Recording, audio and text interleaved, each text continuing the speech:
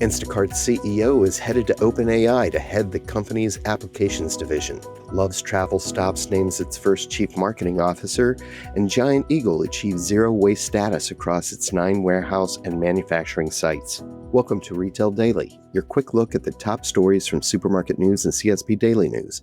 I'm Supermarket News editor Tim Inkelbarger. I'm CSP Daily News editor Diane Adam.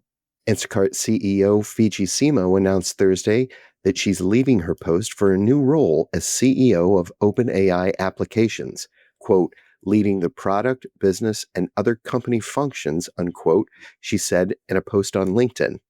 Simo said she would take on the role at the AI company responsible for ChatGPT, quote, in the coming months. She will report directly to OpenAI CEO Sam Altman.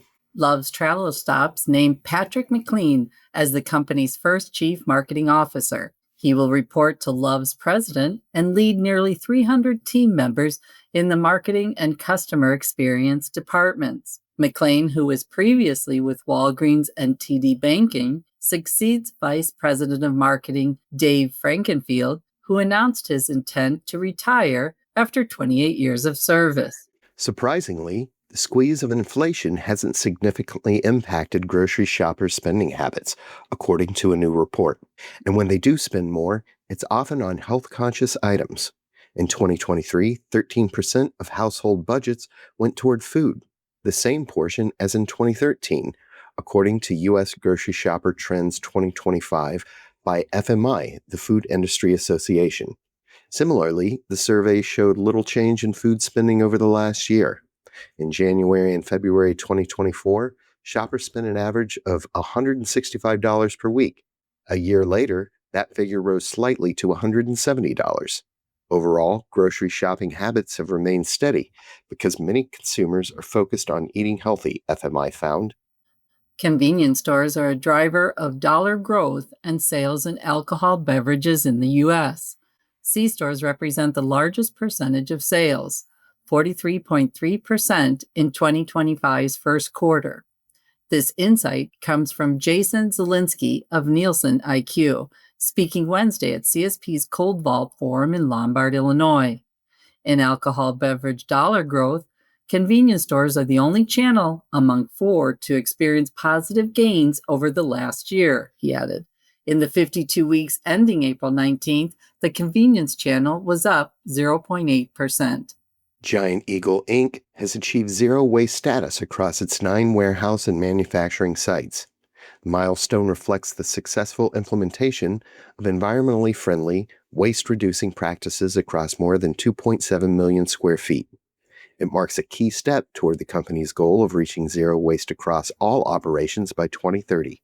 Gretchen Watkins, president of Shell USA Houston, is leaving on July 31st after 7 years with the energy giant. Shell's executive vice president, Gulf of America, Colette Hysteris, will succeed Watkins effective August 1st. Hysteris will retain her position overseeing the company's operations in the Gulf of America as she steps into her new role. Ingalls Markets on Thursday reported declines in sales and net income for its fiscal second quarter compared with a year ago. The results showed some improvement from the first quarter, however, as the company seeks to recover from the impact of Hurricane Helene.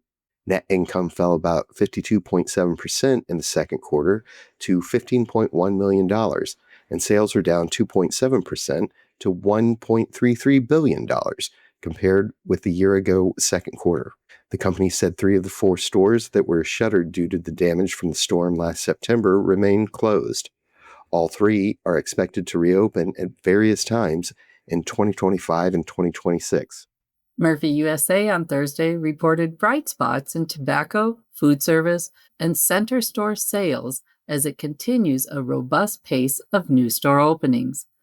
That's despite the negative impact of storms on fuel sales and ongoing concerns around consumer confidence.